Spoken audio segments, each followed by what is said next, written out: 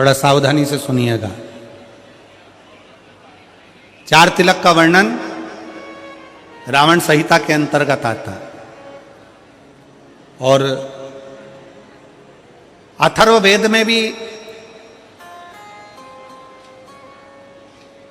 कुछ वृक्षों की फल पत्ती का वर्णन आता है, उसका भी स्मरण इस कथा के माध्यम से। पहले नंबर का तिलक होता है सफेद आंकड़े की जड़ का तिलक। सफेद आंकड़े की जड़ का तिलक। सफेद आंकड़े की जड़ देखिए, आप लोगों ने सफेद आंकड़े का पुष्प देखा है? सफेद आंकड़े की जड़ का तिलक। और यही सफेद आंकड़े की जो जड़ होती है संतान प्राप्ति के लिए तुमरुकेश्वर का नाम लेकर कमर में लाल धागे में बांधा जाता है, जैसा आप लोग पहले कथाओं के माध्यम से श्रवण कर चुके। एक होता है पहले नंबर पर सफेद आंकड़े की जड़ का तिलक। यह क्या काम आता है और किस लिए लगाया जाता है? तो शिव महापुराण की कथा कहती है, जिस दिन आपको लगे कि मुझे इस कार्य के लिए जाना है और ये मेरा कार्य सफल होना चाहिए, ये कार्य मेरा रुक रहा है, इस कार्य में बाधा आ रही है, ये कार्य मेरा अटक रहा है, उस दिन सफेद आंकड़े की जड़ को थोड़ा सा घिसकर और घिसने के बाद उसको अष्ट विनायक में से किसी भी एक विनायक श्री गणेश जी का नाम लेकर अपने मस्तक पर थोड़ा सा तिलक उस सफेद आंकड़े की जड़ का लगाकर चले जाइए। वो कार्य आपका सफल होकर ही रहेगा, भले 8 दिन लग जाएं, 10 दिन लग जाएं, पर सफलता उस कार्य में मिलती जरूर। पहले नंबर पर आता है सफेद आंकड़े की जड़ का तिलक। दूसरे नंबर पर अपामार्ग की बीज का तिलक। अपामार्ग एक पौधा होता है, आप लोग टीवी पर उसका दर्शन कर रहे होंगे, एलईडी पर आप देख रहे होंगे। अपामार्ग की जड़ का अर्थात अपामार्ग का जो पौधा होता है उसका जो बीज होता है, जैसे आप ऊपर लगा हुआ देख रहे हैं, इसमें बीज लग रहा है, पौधे को आप लोग देख रहे होंगे टीवी पर, एलईडीओ पर, एलईडी भी चल रही है, एलईडीओ पर भी देख रहे होंगे कि ये अपामार्ग का जो पौधा होता है ये आपको आपके घर के आसपास में कहीं पर भी मिल जाएगा, जंगल में मिल जाएगा, आपके घर के पास लगा हुआ मिल जाएगा, ये हर कहीं लग जाता है।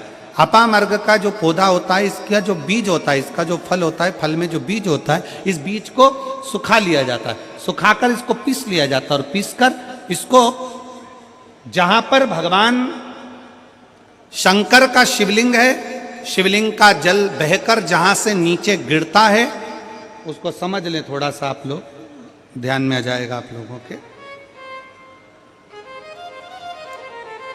यह शिवलिंग और शिवलिंग के सामने से जो जल बहकर जो जल नीचे की ओर आ रहा है, शिवलिंग के सामने से जल बहकर जो नीचे की ओर आता है, ये जो भाग होता है, इस भाग पर अपामार्ग का जो बीज होता है सूखा हुआ, जिसको आपने पीसा है, उसको यहां लगा दिया जाता है, उसी को वापिस लेकर आया जाता है और उस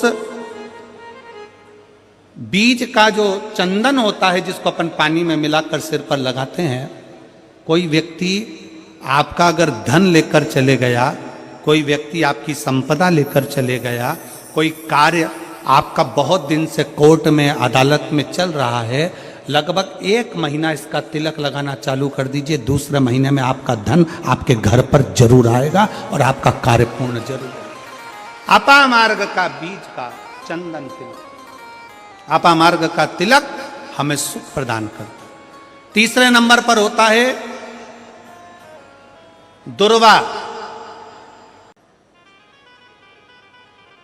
पाप कर्म हो, बेकार कर्म हो, गलत कर्म हो, असत्यता हो, या कई हमारे हाथों से हमारे द्वारा कोई पाप कर्म यदि हो जाता है, वैसे तो संपूर्ण विश्व में शिव महापुराण की कथा कहती है 4 स्थान पर प्रत्येक व्यक्ति से पाप होता है। पहला, झाड़ू लगाते समय छोटे छोटे जीव मर जाते हैं जिसका पाप माथे चढ़ जाता है। दूसरा, अग्नि जलाते समय छोटे छोटे पतंगे जल जाते हैं जिसका पाप मस्तक पर चढ़ जाता है। तीसरा, जल में कपड़े धोते समय, स्नान करते समय छोटे छोटे जीव मर जाते हैं, जिसका पाप माथे चढ़ जाता है। चौथे नंबर का, चलकर जाते समय अपने पांव के नीचे, चप्पल के नीचे छोटे छोटे जीव मर जाते हैं, जिसका पाप माथे चढ़ जाता है। शिव महापुराण की कथा कहती है, एक दुर्वा शंकर जी को, एक दुर्वा गणेश जी को जब हम समर्पित करते हैं तो हमारे मस्तक का सारा पाप अपने आप समाप्त हो जाता है। दुर्वा में इतना तेज हो, दुर्वा।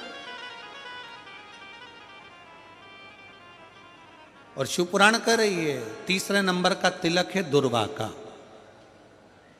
दुर्वा का तिलक, दुर्वा को चढ़ी हुई जब छोटी सी दुर्वा लेकर उसको सूखने के बाद भस्म बनाकर शंकर को चढ़ाकर उस भस्म को लाकर मस्तक पर यदि तिलक लगाया जाए, उस दुर्वा का तिलक यदि मस्तक पर लगाया जाए, कोई व्यक्ति तुमसे कह दिया कि तेरे बस का ये नहीं है, कोई ने कह दिया तू ये सरकारी नौकरी पा ही नहीं सकता, कोई ने कह दिया कि तू ये काम कर ही नहीं सकता, तू मकान बना ही नहीं सकता, कोई ने कह दिया तेरी दुकान चलेगी ही नहीं, चाहे कितनी खोल ले, अगर आपका कोई आत्मबल नीचे गिराता है तो 20 दिन तक दुर्वा का तिलक यदि मस्तक पर लगाया जाए तो आत्मबल भी बढ़ता है और कार्य सिद्ध होता है। ये दुर्वा तिलक की महत्व है। चौथे नंबर पर आता है बेलपत्र की जड़ का तिलक, जिसको हम पहले भी कथाओं में बोल चुके हैं कि बेलपत्र कि मिट्टी का भी अगर तिलक लगाया जाए, बेलपत्र के नीचे की मिट्टी का भी अगर तिलक लगाया जाए तो वो भी फल देता है। तो बेलपत्र की जड़ का तिलक तो बहुत मूल है। कभी मान लो कहीं बेलपत्र की जड़ ऐसे नहीं निकालना चाहिए, बेलपत्र हरा भरा रहे तो कभी उसकी जड़ नहीं निकालना, कभी भी। मान लो कोई बेलपत्र का वृक्ष सूख गया,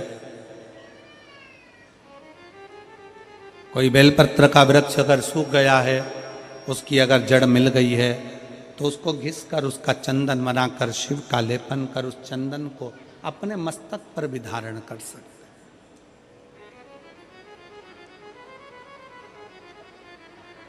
क्या होगा उससे?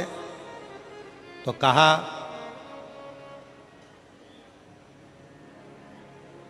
किसी व्यक्ति को कोई कार्य के हेतु आपने बोला है और वो व्यक्ति कार्य से इनकार कर रहा है, मना कर रहा है कि ये मेरे बस का नहीं है, मैं नहीं करूंगा, उठाओ तुम्हारी फाइल लेकर जाओ यहां से, ये मैं नहीं करूंगा। तुम्हें लग रहा है कि ये केस मुझे जीतना है और मैं सत्य हूं और मेरा केस मुझे जीतना है और असत्यता भारी पड़ रही है, झूठ भारी पड़ रहा है, उस समय पर बेलपत्री का चंदन का तिलक या बेलपत्री के वृक्ष की मिट्टी का तिलक व्यक्ति को सफलता जरूर देता है। उस तिलक को धारण जरूर करना चाहिए।